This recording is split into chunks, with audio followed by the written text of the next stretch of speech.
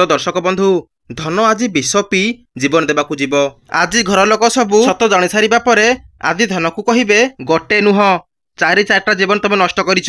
एते बड़ खुनी आसामी तमे केबेटू होई सारलणी। तापर धन कहिबे आदि प्लीज प्लीज आदि तू मते खुनी आसामी कहिबा बंद कर। सेठू रमिथाई कहिबे तमे परिवार आउ मनीषर महत्व सेते बेले बुझिबो जेते तमे एका रहिबो आउ तम दंड से जेल रे डिसाइड हबो। तापर धन परा बिली बिले की कहिबे नाई रमी तमे एमती मते जेल पठाई पारिबनी प्लीज मते टिके बुझिया पई चेष्टा करो।